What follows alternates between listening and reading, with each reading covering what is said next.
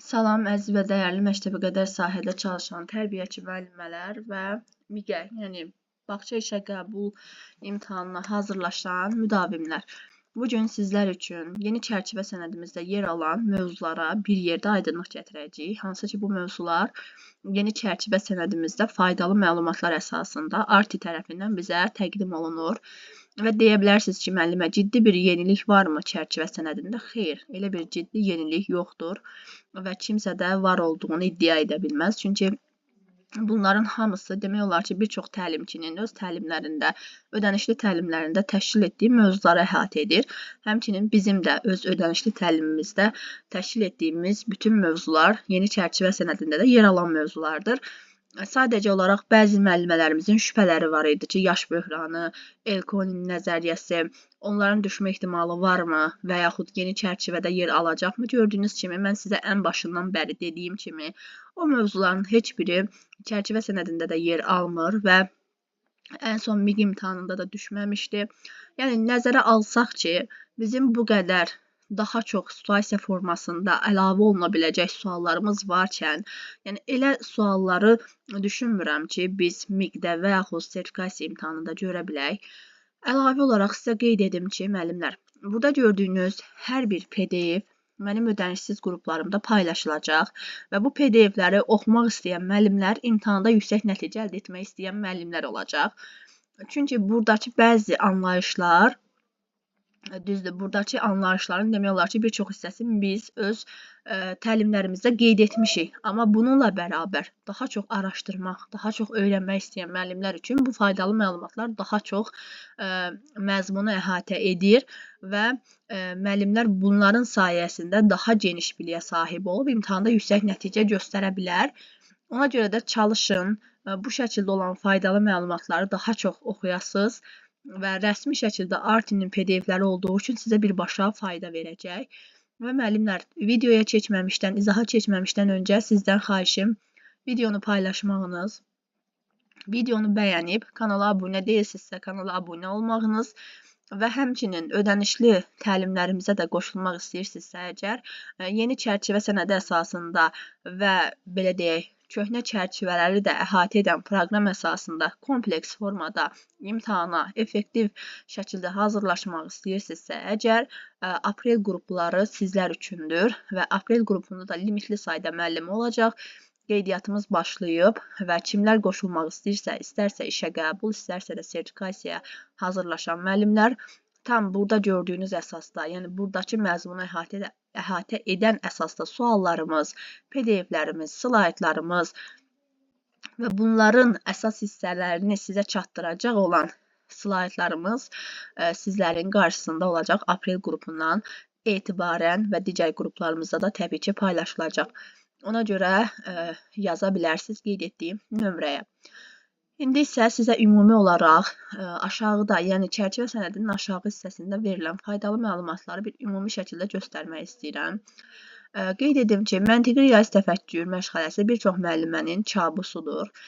Çünki burada bizim əvvəl öyrəndiyimiz metodikada çox hissə və daha çox anlayış yer aldığı təqdirdə bu yeni çərçivə sənədində yer alan məntiqi riyazi təfəkkürün bizə verilən faydalı məlumatlarında isə qısaldılmış formada və əsas hissələri görürük. Və inşallah ki, bu hissələrin də izahını verəcəm. Təbii ki, bu sizdən asılıdır. Dəstəyiniz nə qədər çox olarsa, digər mövzuların da izahı ard-arda gələcəkdir. Ona görə də müəllimlər, sizin dəstəyiniz bərabərdir mənim sizə olan dəstəyim. Videonu bəyənib paylaşmağı unutmursunuz. Həmçinin ətraf aləmlə tanışlıq da eyni qaydada qısaldılıb və biz bunu daha geniş formada öyrənirik. Hətta sizə belə deyim, alt standartları belə bir-bir təhlil edirik biz öz təlimlərimizdə ki, ola bilər bu bizim dövlətimizin bir texnikası da ola bilər, taktikası da ola bilər. Çünki bəzən görürük ki, imtahanda sağ göstərib sol vura bilirlər. Ona görə hər tərəfli öyrənmək bizim üçün daha faydalıdır və daha effektivdir. Ona görə məsləhətim buradakı PDF-ləri qısa görüb, imtahan rahat olacaq yanaşmasında da olmamağınızdır. Amma bir qədər məsuliyyət hiss edərək, daha dərin araşdırıb, daha dərin öyrənərək imtahanda yüksək nəticə əldə edə bilərsiniz. Daha bir PDF-imiz, hansı ki sertifikasiyaya hazırlaşan müəllimlər üçün bir neçə günlük təlim təşkil olundu.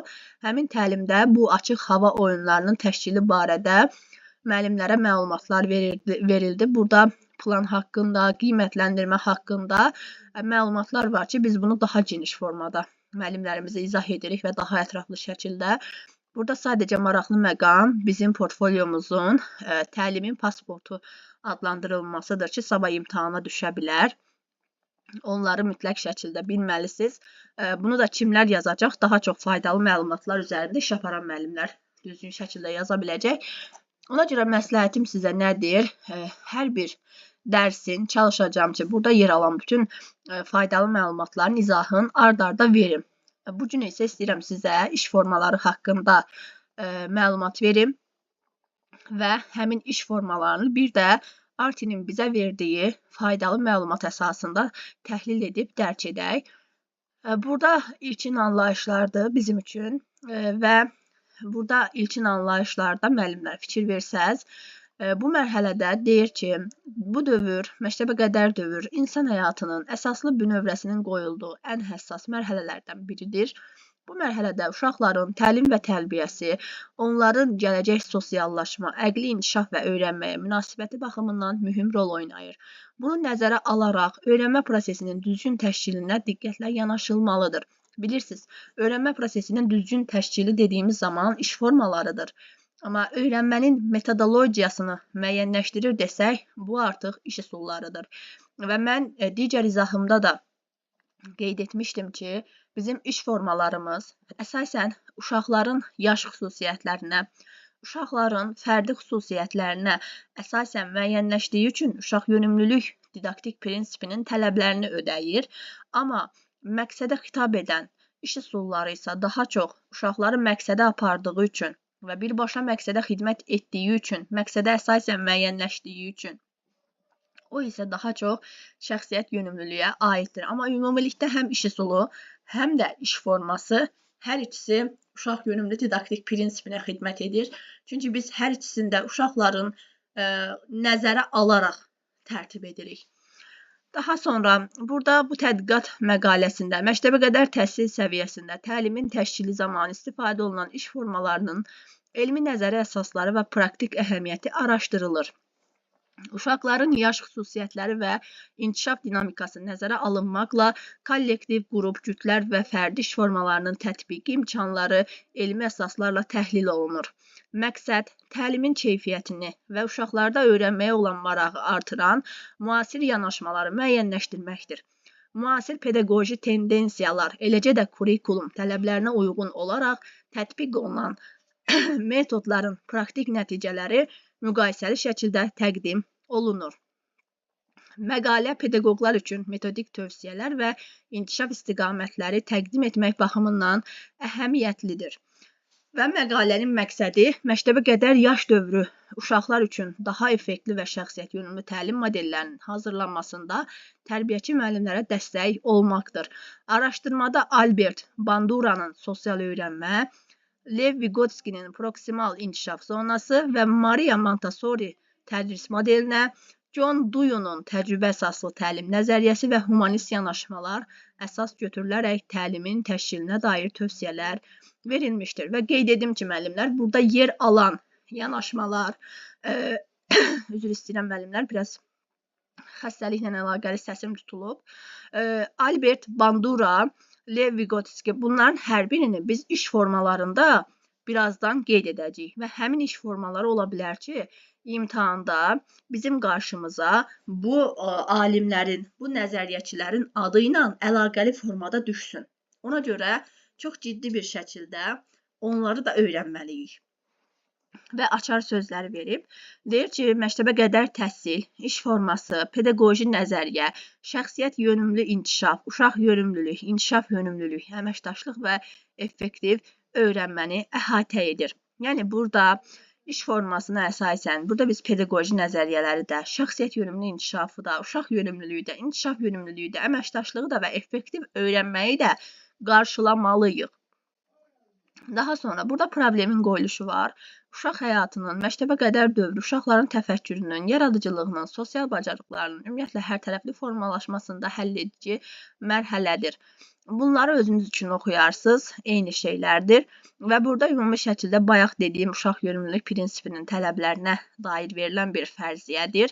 Deyir, əgər öyrənmə prosesinin strategiyası təlim məqsədinə, uşaqların fərdi xüsusiyyətinə, marağına, ehtiyacına, tələblərə uyğun seçilərsə, öyrənmə prosesi uşaqlar üçün daha maraqlı, daha aktiv və nəticə baxımından effektiv olacaqdır. Yəni, uşaq yönümlülük belə deyək, bütün proseslərin önündə gəlməlidir və bütün təlim prosesini əhatə etməlidir. Burada da giriş hissəni verib və burada tədqiqat suallarını verib ki, məktəbə qədərdə hansı iş formaları var, uşaq şəxsiyyətinin hər tərəfli inkişafının təşkilində iş formalarının effektiv tətbiqi yolları hansılardır? Bunların hər birinə aşağıda biz aydınlıq gətirəcəyik. Bir də ən çox bizə müəllimələrin verdiyi suallar, kurikulumun hansı hissələri var və bu hissələr nələri əhatə edir? Müəllimlər, burada ona da cavab verilib və cavabda qeyd olunur ki, kurikulum 3 hissədən ibarətdir. Məktəbə qədər təhsilin məzmunu, təlim strategiyaları və uşaq inkişafının dəyərləndirilməsi kimi hissələri var. Məktəbə qədər təhsilin məzmunu özündə inkişaf sahələrinin xarakteristikasını ifadə edir, müxtəlif fəaliyyət növləri üzrə uşaqların inkişafını əhatə edir, məktəbə qədər təhsilin məzmununu müəyyənləşdirən didaktik prinsipləri əhatə edir və səriştələri əhatə edir, ümumi təlim nəticələrini əhatə edir, məşğələləri, həftəlik miqdarını əhatə edir, yaş qrupları və inkişaf sahələri üzrə məzmun standartlarını əhatə edir və inkişaf sahələrinin inteqrasiyasını əhatə etmiş olur. Bəs ikinci hissəsi təlim strategiyası. Təlim strategiyası bilirsiniz, əsasən 3 hissədən ibarətdir. Burada verilən hissələri isə inkişaf və təlim strategiyalarının mahiyyətidir, inkişaf etdirici təlim mühitinin təşkilidir, təlimin təşkilinə verilən tələblərdir, təlimin təşkilində istifadə olunan forma və üsullardır, təlimin planlaşdırılması və təşkili metodikasıdır ki, bu da ikinci kurikulumun hissəsini, qolumu bizim üçün ifadə edir. Üçüncü hissəsi isə uşaq inkişafının dəyərləndirilməsi olub. Burada diaqnostik, inkişafın izlənilməsi və inkişafa dair yekun hesabat öz əksini tapmaqdadır. Və qeyd edim ki, müəllimlər, bunlar hamısı sabah imtahanda sizin qarşınıza çıxa biləcək məqamlardır. Ola bilər ki, səriştələrdir, didaktik prinsiplərdir, bizim çərçivə sənədimizdə yer almır. Amma kurikulumun içərisində yer alan hər bir şeyin imtahanda düşmə ehtimalı çox böyük bir, necə deyərlər, ehtimaldır. Ona görə öyrənərkən çalışın kompleks formada. Bu çərçivə sənədi önəmlidir. Amma digər çərçivə sənədlərini də araşdıraraq hər tərəfli şəkildə əsas mövzuları əhatə edəcək formada hazırlaşın ki, imtahanda bunu mən bilmirdim, bu yox idi deyə bir fərziyyə irəli sürməyəsiniz. Çünki artıq burada verilibsə bu hissə, bunun imtahanda düşmə ehtimalı çox böyükdür. Çünki siz onu əsaslandıra da bilməyəcəksiniz ki, bu axı çərçivə sənədində yox idi. Onlar deyəcək ki, faydalı məlumatda yer alan hər bir hissə imtahanda düşəcək bir hissədir. Yəni, ona görə çox dəqiq bir formada bütün mövzuları mənimsəməlisiniz.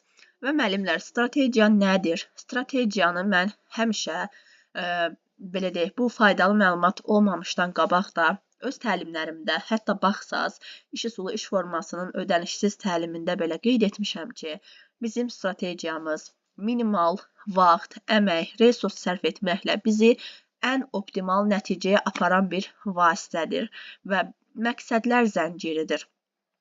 Və strategiyanın sayəsində müəllimə sanki öz yol xəritəsini müəyyən edə bilir və o istiqamətdə addımlarını düzgün planlaya bilir. Ona görə də strategiyanın tərkibində 3 dənə əsas anlayış yer almaqdadır. Həmin anlayışlar burada da qeyd olunub, təlim prosesi və onun təşkili prinsipləridir, təlimin təşkilində istifadə olunan forma və üsullardır və təlimin planlaşdırılmasıdır, müəllimlər. İnşallah ki, bunların hər birini, məsəl üçün, bu təlimin təşkili prinsipləri çərçivə sənədində səhv etmirəmsə yoxdur. 6 dənə prinsipdir və çox önəmli prinsiplərdir. Ümumiyyətlə, didaktik prinsiplər düşünürəm ki, hər il imtahana düşür. Bu çərçivədə yer almasa belə düşmə ehtimalı böyükdür. Çünki təlimin əsasını təşkil edən elə didaktik prinsiplərdir. Ona görə yəni mütləq şəkildə öyrənməlisiniz. Və bilirsiniz ki, təlimin təşkilində istifadə olunan forma və üsullar da yuxarıda, çərçivənin yuxarı hissəsində qeyd olunmayıb, amma aşağıda o faydalı ədəbiyyat siyahısında qeyd olunub. Yəni ona görə dediyim qaydada müəllimlər, yəni bununla kifayətlənim, yaxşı nəticəm olacaq düşüncəsindən çıxın və hər tərəfli şəkildə araşdıraraq, kompleks şəkildə təliminizi planlaşdıraraq, hansı ki, bunu özü hazırlaşan müəllimlər üçün deyirəm ki, müəllimlər vaxtilə mən də özüm hazırlaşan bir müəllimə olaraq sizə deyirəm ki, işinizi planlı qursanız, məqsəd yönlü addımlar atsanız, istədiyiniz nəticəni əldə edə biləcəksiniz. Amma yox, məsuliyyətsiz yanaşırsınızsa və sizin, necə deyirlər, o başınızın üzərində kiminsə dayanıb sizə nəzarət etməsini istəyirsinizsə və bunsuz özünüzü heç cürə, necə deyim, istiqamətləndirə bilmirsinizsə, onda mütləq şəkildə ödənişli təlimlərə qoşulmalısınız. Çünki bu biraz iradə məsələsidir və məsuliyyət məsələsidir ki, müəllimlər daha çox ödənişli təlimlərdə daha çox məsuliyyət hiss edir. Bunu mən öz müdavimlərimdə də görürəm ki, ödənişsiz təlimlərə qoşulan müəllimlər məsuliyyətsiz yanaşır. Yəni bu hamıya aid deyil, amma bir qismə aiddir.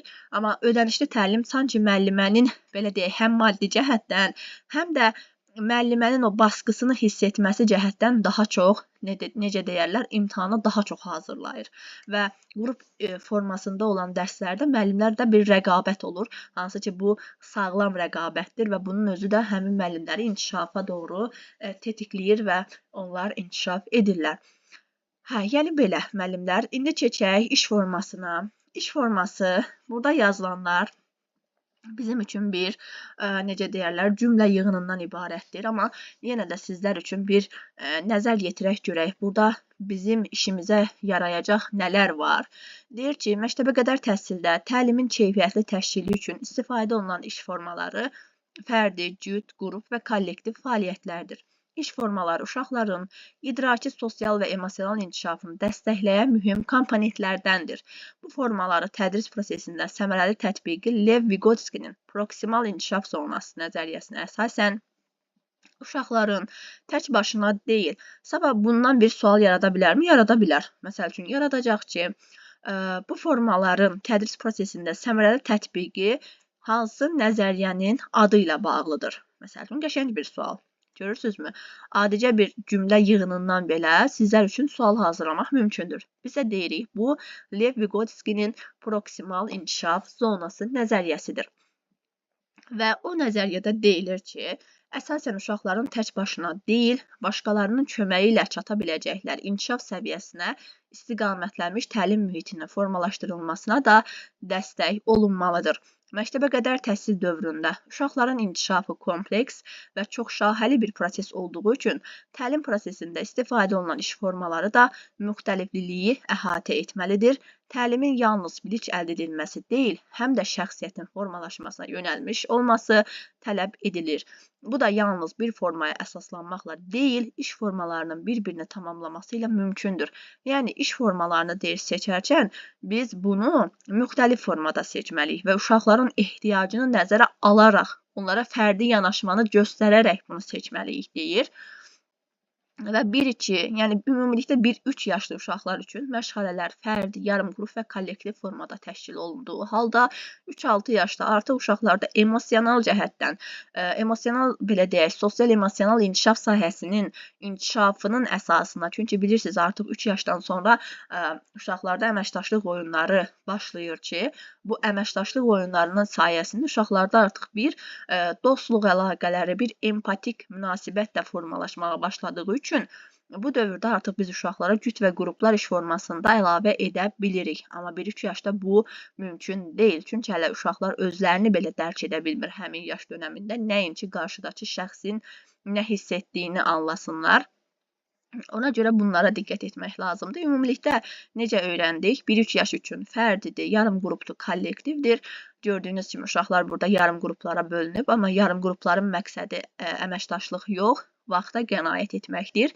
Çünki fərdi iş formasının müsbət tərəfləri çox olduğu halda mənfi tərəflərindən biri vaxt çatışmamazlığıdır ki, bunun da qarşısını almaq üçün biz 1-3 yaş dönəmində yarım qruplardan və kollektivdən istifadə edə bilərik. Amma məqsəd əməkdaşlıq deyil. Çünki bu yaş dönəmində uşaqlarda əməkdaşlıq bacarıqları tam inkişaf etməyib. 3-6 yaş dönəmində isə artıq fərdidir, cütlərdir, qruplardır və kollektiv iş formaları öz əksini tapır. İndi burada bizim üçün bir çərçivə var və həmin çərçivədə iş formalarının xüsusiyyəti, məqsədi, üstünlüyü və riski, yəni məhdud tərəfləri qeyd olunub əziz müəllimlər. Onlara da bir nəzər yetirək, görək. Bunlar bizim bildiyimiz, yoxsa bilmədiyimiz məqamlardır. Elə təxmin edirəm ki, hər biri bizim bildiyimiz məqamlardır. Bunları mən öz müdavimlərimin adı ilə deyirəm ki, bunların hər birini mən onlara bu PDF olmamışdan qabaq da qeyd etmişəm. Sadəcə olaraq bu PDF-i də sizlər üçün yenidən nəzərdən keçirərək hər tərəfli şəkildə öyrənmənizə şərait yaradıram. Və fərdi iş formasının əsas xüsusiyyəti nədən ibarətdir? Fərdi iş formasında uşaq tapşırıq üzərində bir uşaq, yəni bir dənə uşaq işləməlidir. Uşağın fərdi marağı, inkişaf səviyyəsi, ehtiyacı nəzərə alınır. Qısa müddətli, lakin intensiv tapşırıqlarla aparılır. Yəni, müəllimlər, burada olmayan məqamları mən sizə deyim ki, burada olmayan məqam budur ki, biz fərdi iş formasında həmçinin uşaqlara diferensial tapşırıq verə bilərik. Burada uşaq müstəqil fəaliyyət göstərə bilir. Burada yazılıb uşağın potensialının aşkarlanması bu iş formasındadır və uşaq özünü təhlil edir, özünü qiymətləndirir və qərar vermə bacarığı da inkişaf etmiş olur. Üstünlüyü də burada qeyd olunub. Şəxsi inkişafıdır, fərdi öyrənmədir, uşağın öz ritminə uyğun irəliləməsidir. Bir də belə deyək, uşağın müstəqil fəaliyyət göstərməsidir. Bəs riskli tərəfləri nələrdir? Burada qeyd olunmuyor. Vaxt çatışmamazlığı riskli tərəflərindən biridir. Sosial təcrid. Mən buna nə deyirəm? Buna deyirəm məhdud təcrübə mübadiləsi. Yəni, uşaqlar bir nəfər olduğu üçün, digər uşaqlarla əlaqə saxlaya bilmədiyi üçün, ancaq öz təcrübəsi ilə yetindiyi üçün, burada bir növ artıq uşaqda nə baş verir? Həm sosiallıq tərəfdən təcrid olunur, həm də uşaqda, belə deyək, özünün təcrübəsi ilə yetindiyi üçün məhdud təcrübə mübadiləsini də özündə göstərə bilir. Və nəticədə uşağın sosial bacarıqları azalır.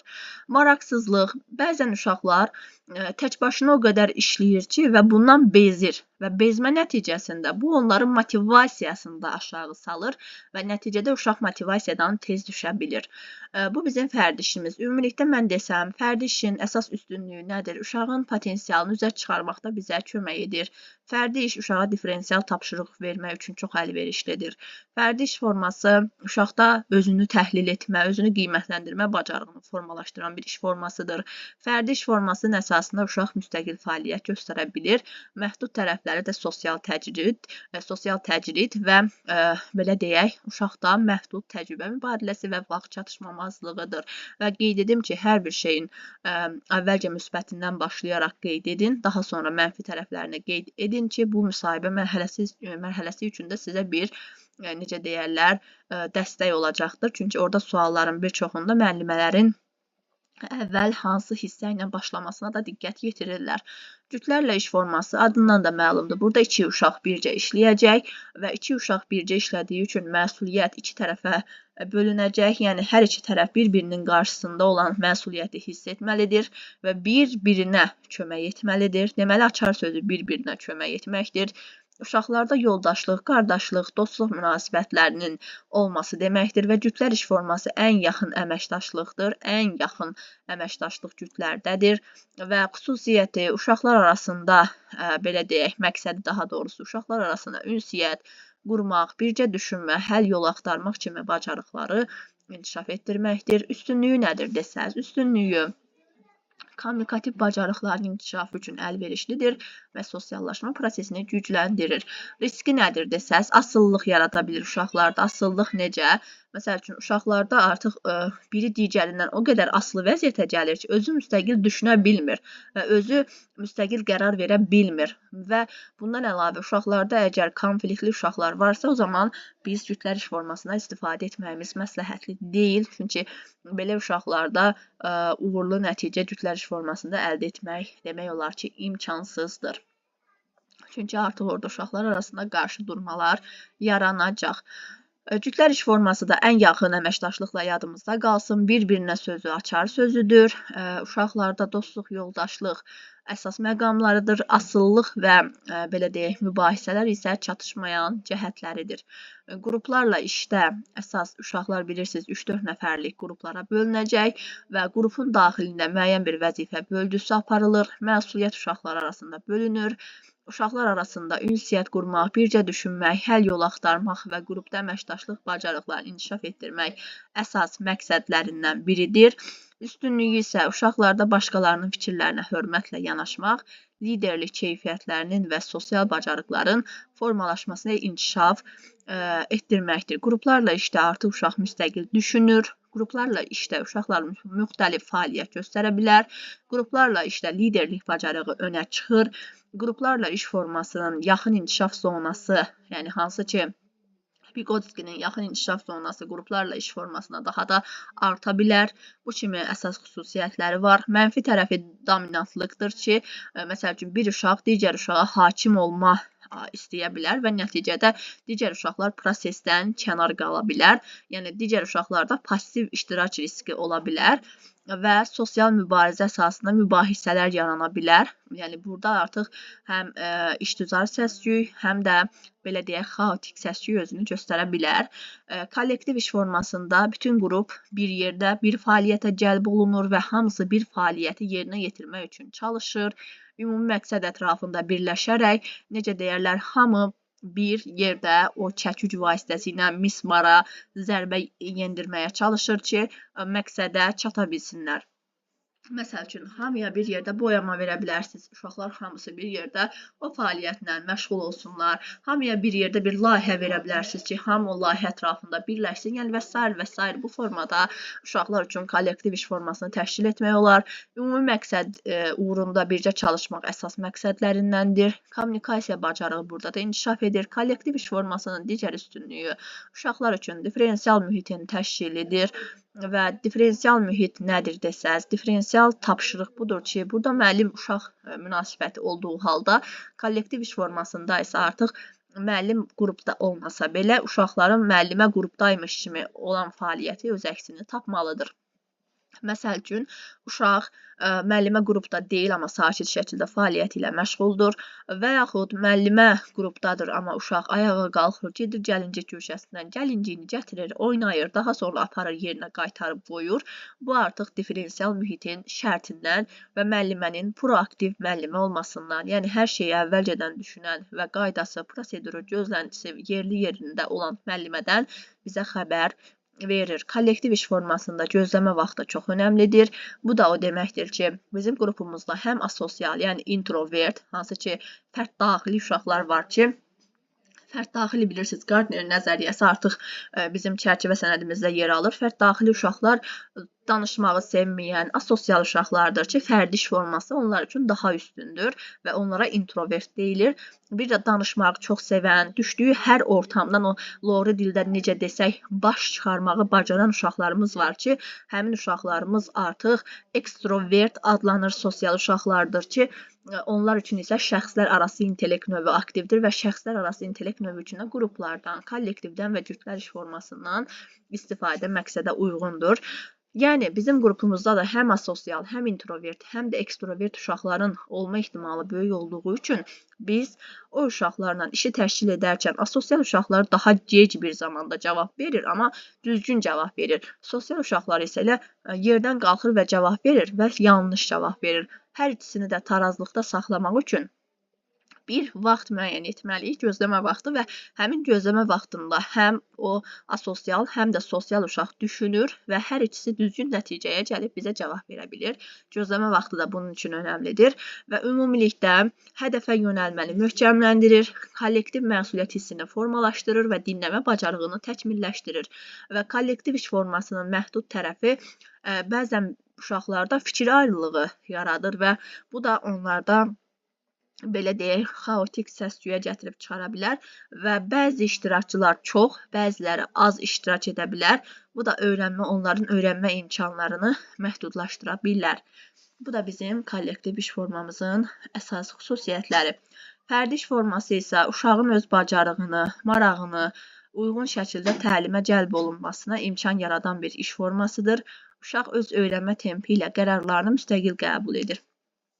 Yəni, müəllimlər, burada əsas məqam nədir? Uşaq öz öyrənmə tempi ilə müstəqil şəkildə fəaliyyət göstərir və müstəqil şəkildə öz qərarını qəbul edir. Bu fərdi işin əsas xüsusiyyətidir və uşaqda özünə inanma, təhlil etmə, kreativ düşünmə kimi bacarıqların da inkişafına şərait yaradır.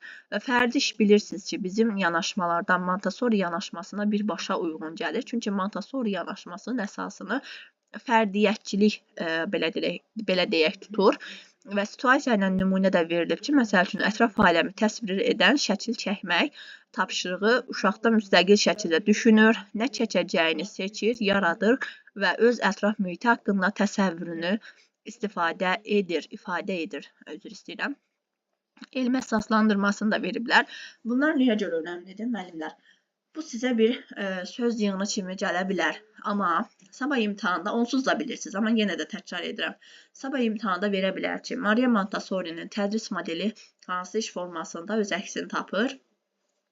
Birbaşa deyirsiniz, fərdi iş formasında. Və Maria Montessori də burada izah olunub, özünüz üçün oxuyarsınız. Burada metapozitiv söz var. Metapozitiv, yəni öyrənmə prosesində uşaq özünə nəzarət edir və özünü qiymətləndirmə kimi vərdişlərə yiyələnmiş olur. Cütlərlə iş formasının nəzəriyyəçisi kimdir desəz, Albert Bandura'dır. Albert Bandura, bəli, cütlərlə iş formasının əsasında hansı sosial öyrənmə nəzəriyyəsi dayanır desək, biz bu günə qədər bunu Vygotsky ilə əlaqələndirirdik və bunu bir çox təlimçi bu formada tədris edirdi, amma artıq bu faydalı məlumatda bu fikir bir növ Albert Bandura ilə artıq təkzib olundu. Əslində var, yəni cütlərlə iş formasında ən yaxın əməkdaşlıq olduğu üçün Vygotsky var.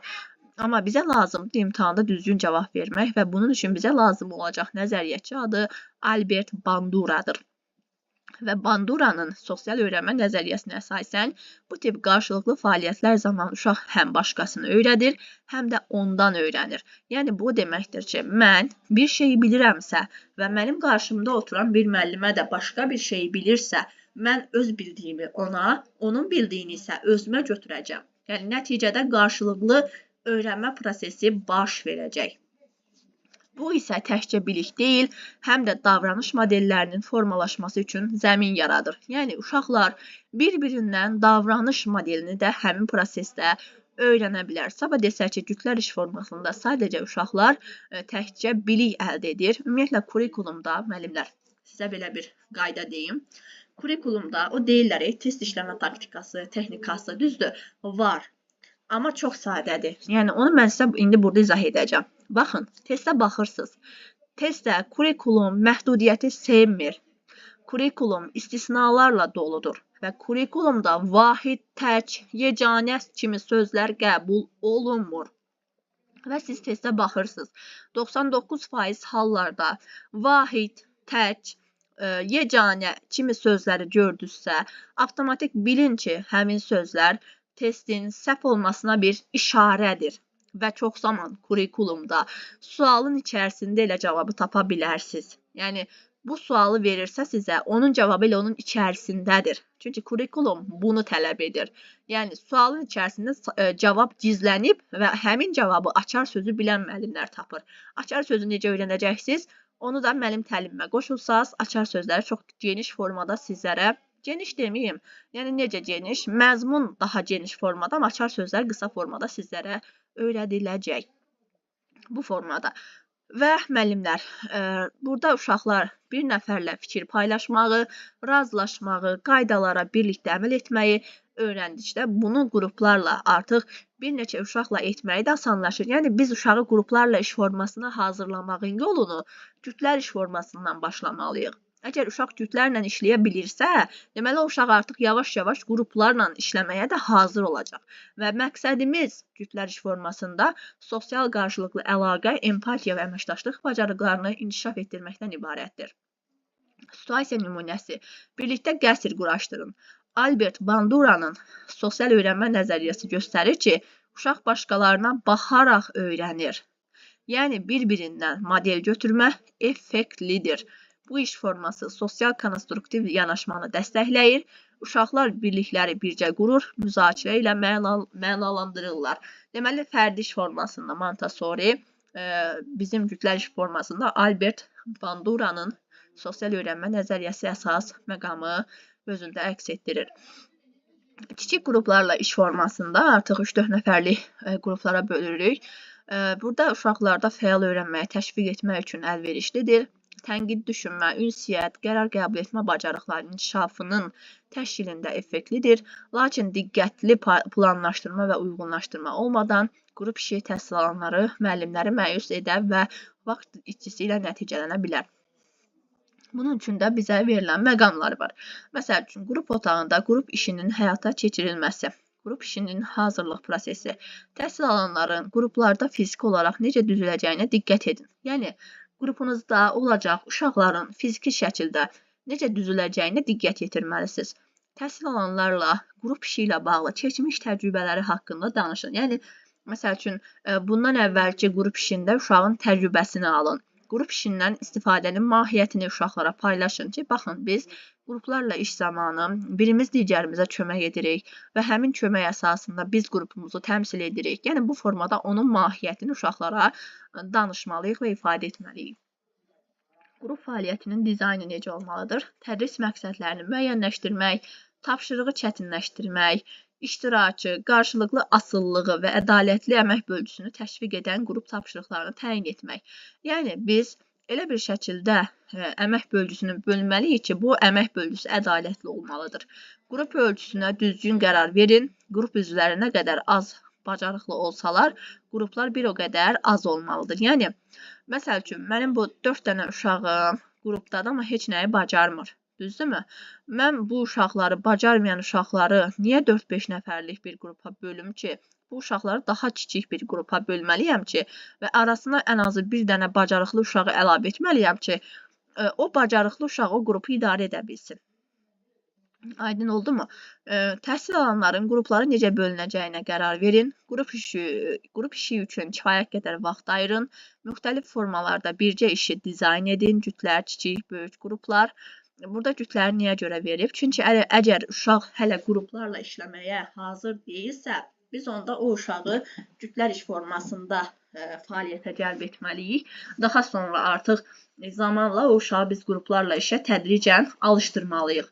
Yəni, burada bu formada onun izahını verir. Qrup fəaliyyəti necə olmalıdır? Təlimatlar verməzdən əvvəl qrupları təşkil edin. Qrup birləşməsinin formasını təhsil alanlar üçün asanlaşdırın. Tapşırığı aydın şəkildə izah edin. Qrupun qarşılıqlı əlaqəsi üçün əsas qaydaları birlikdə təyin edin. Təhsil alanlara təlimatlarınızın aydın olub olmadığına dair suallar verin. Qrup tapşırığının monitorinqi isə qrupları izləməyiniz, istinad üçün qeydlər aparmağınız ki, baxın, buna əsasən bunu belə etdiniz, bu formada bildiklərinizi paylaşmağa tələsmirsiniz. Gözləməlisiniz ki, uşaq artıq, belə deyək, müzakirə etsin o prosesi. Ondan sonra siz uşaqlar üçün bildiyinizi paylaşmalısınız və fasilitator rolunuzu, yəni yönəldici, istiqamətləndirici rolunuzu aydınlaşdıraraq uşaqlara istiqamət verin. Qrup tapşırığını bitirmək, qrup fəaliyyətinin dəyərləndirilməsini təmin edin. Fikir mübadiləsi əsasında, şifahi hesabatlar, vizual hesabatlar əsasında, məsəl üçün, şifahi şəkildə uşaqlar danışa bilər və yaxud şəkil əsasında danışa bilər. Təhsil alanların necə iştirak etməsini istədiyinizi modelləşdirin. Yəni, model formasında onu belə deyək, modelləşdirirsiniz ki, uşaq artıq bilsin ki, onlar necə iştirak etməlidir. Fikirləri təlim məzmunu və məqsədləri ilə əlaqələndirilmiş formada aparın. Araşdırmaya davam etmək üçün zəmin yaradın.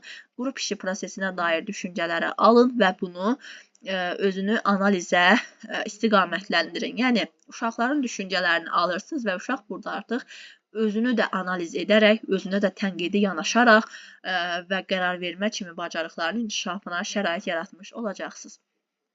Və burada situasiya nümunəsi verib. Vəhşi heyvanların maketlərini ayırın və təqdim edin adlı tapşırıq uşaqlarda həm elmi təfəkkürə, həm müşahidəyə, həm də təqdim etmə bacarığına yönəlir. Onlar vəzifə bölgüsü edir, birlikdə məzmuna, prosesə, təqdimata dair qərarlar qəbul edir və hər kəsin hazırladığı müzakirədən sonra bir təqdimat toplanır. Elmi əsaslandırması da burada John Dewey əsasdır. Məsəl üçün, Albert bizim cütlərlə iş formamızdadırsa, Johnla yadınızda qalsın ki, John bizim qrup iş formasının əsasını təşkil edəcək və John Dewey'nin öyrənmə fəaliyyətdə baş verir prinsipi burada əsas rol oynayır. Deməli, öyrənmə fəaliyyətdə baş verir fikri hansı iş formasına aiddir deyə bir sual verə bilər. Çox da məntiqi bir sualdır və bilməyən müəllimələr üçün çox da qəliz bir sualdır. Çünki bunu bütün iş formalarına götürmək olar. Amma inanın mənə bundan sabah bir sual hazırlayacaqlar və deyəcəklər ki, öyrənmə fəaliyyətdə baş verir prinsipi hansı iş formasının əsas məqamıdır. Bilməlisiniz ki, bu qruplar iş formasının əsas məqamıdır. Və uşaqlarda kooperativ təlim strategiyası modelinin əməkdaşlıq əsasında komanda işi və fərdi nailiyyəti spesifik rollar kimi xüsusiyyətləri var. Qruplarla iş forması sosial rolların dəyişməsi, liderlik və dəstək vermə kimi proseslərlə öyrədir. Bu da bizim qruplar iş formamız. Kollektiv iş formasında artıq bütün sinif böyük bir qrupun ortaq məqsəd ətrafında bircə fəaliyyət göstərməsini nəzərdə tutur. Bu forma məktəbə qədər təhsildə uşaqların sosiallaşması, ünsiyyət bacarıqları, ictimai məsuliyyət hissinin inkişafı baxımından da mühüm əhəmiyyət daşıyır. Kollektiv iş zamanı bircə fəaliyyət göstərmək kommunikasiya bacarıqlarının inkişafını təmin edir. Məqsədi nədir? Məqsədi ictimai məsuliyyətdir, komanda ruhudur və geniş miqyaslı ünsiyyət bacarıqlarının inkişafıdır. Situasiya nümunəsi də burada verilib. Bağçanın həyətini dizayn edin. Layihəsi görürsünüz. Layihələrdə Emiliyadan yadınızda qalsın ki, Emiliyada bilirsiniz, bir var idi cüt, bir də var idi kollektiv. Cütlər iş forması daha çox araşdırma əsaslı idisə, kollektiv iş forması isə daha çox layihə əsaslı təlim modelində istifadə olunurdu. Və elmi əsaslandırması da Brunerin, baxın, Brunerin kəşfiyyat yolu ilə öyrənmə nəzəriyyəsi. Sabah deyəcək ki, uşaqlar bu iş formasında kəşfiyyat yolu ilə öyrənmə nəzəriyyəsinin tələblərini gerçəkləşdirir və bilin ki, bu da artıq uşaqların kollektiv iş formasına aiddir. Kollektiv işdə ortaq məqsədlə işləmək, konfliktlərin həlli və məsuliyyət paylaşımı kimi bacarıqlar formalaşır. Burada müəllimlər, əsas məqamlardan biri burada gördüyünüz şəkillərdir. Sabah bu şəkili verib soruşacaq ki, bu işçi vərəqi hansı iş formasına uyğundur və müəllimlər, bunu çox güman ki, bir çoxunuz bilməlisiniz. Bu fərdi iş formasına uyğundur. Çünki burada da qeyd olunub ki, burada birinci iş vərəqi 3-4 uşağın düşünməsi, müzakirə aparması və əməkdaşlıq etməsi üçün yetərli sayılmadığı üçün bu səbəbdən fərdi iş forması üçün məqsədə uyğundur. Burada artıq biz bunu işçi vərəqinin artıq ikinci nümunəsini isə biz uşaqlara qrup iş formasında verə bilərik ki, uşaqlar burada qrup şəklində bu işçi vərəqi vasitəsilə bu prosesi, bu problemi həll etsinlər. Bu formada yadınızda qalsın. Nəticə olaraq da verilib ki, təlim məqsədinin uşaqların ehtiyaclarının, mövcud imkanların nəzərə alınması ilə seçilmiş və doğru icra edilmiş formaları pedaqoji prosesin tamlığını təmin edən amillərdəndir. Belə ki, düzgün qurulmuş strategiya yalnız biliklərin qazanması ilə deyil, uşaqların şəxsiyyətinin müxtəlif istiqamətlərdə inkişafı ilə müşahidə olunur. Bu yanaşmalar kurikulumun məqsəd və məzmununu uyğun şəkildə həyata keçirdiyi zaman uşaqlarda öyrənmə motivasiyası artır. Bunların da ardını özünüz oxuyarsınız. Burada uşağın iş formalarına əsasən dəyərləndirilməsi üçün cədvəlimiz var. Fərdi iş formasında uşaqların sayı 1, sosiallaşma orta, motivasiya yüksək, bacarıq inkişafı yüksək, iştirak səviyyəsi isə yüksək olaraq qiymətləndirilib, dəyərləndirilib. Cütlərdə iştirak sayı 2, sosiallaşması yüksək, motivasiya orta səviyyədə, bacarığı yüksək səviyyədə, iştirak səviyyəsi isə yüksək səviyyədə dəyərləndirilib. Qruplarda 3-4 nəfərlik, yüksək, motivasiya yüksək, bacarıq inkişafı orta yüksək və iştirak səviyyəsi orta olaraq dəyərləndirilib. Kollektiv işdə isə bütün qrup bir yerdə çox yüksək, orta və iştirak səviyyəsi isə hamı tərəfindən qiymətləndirilib, dəyərləndirilib. Və nəticə etibarilə hər bir iş forması öz funksiyalarını yerinə yetirir, heç biri digərinə üstünlük təşkil etmir. Yəni, sabah desək ki, fərdi iş forması uşağın daha çox fərdi qabiliyyətlərini, potensialını üzə çıxardığı üçün digər iş formalarından üstündür. Burada deyir ki, xeyr, üstün deyil. Yəni, o cavab yanlış olacaqdır və biz ən effektiv təlim metodunu qurmaq istəyiriksə, bu iş formalarını düzgün şəkildə, növbəli şəkildə istifadə etməliyik. Məsəl üçün, fərdi işi biz daha çox uşaqlarda müstəqil qərar vermə zamanı, kritik bacarıqlar inkişaf etdirmək zamanı istifadə edəcəyik. Cütlərlə işi ünsiyyət üçün, qruplarla işi əməkdaşlığı öyrətmək üçün, kollektiv işi isə ümumi hədəfləri reallaşdırmaq üçün istifadə edəcəyik. Bu da mənim ən başda dediyim fikri ən sonda qeyd edən məqam.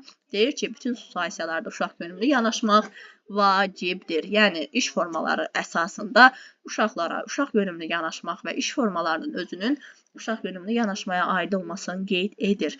Bu günlük bu qədər müəllimlər. Ümid edirəm ki, sizlər üçün faydalı bir videodur. Və belə videolarımızın daha çox olmasını istəyirsinizsə əgər, videonu like edirsiniz, bəyənirsiniz və ətrafınızda olan müəllimə yoldaşlarınızla, iş yoldaşlarınızla, qrup yoldaşlarınızla paylaşaraq dəstəyinizi göstərirsiniz ki, mən də digər, belə deyək, videolarımda bu dəstəyinizi nəzərə alıb, digər əsas açar məqamları da sizlər üçün qeyd edirəm. Təşəkkür edirəm müəllimlər diqqətiniz üçün.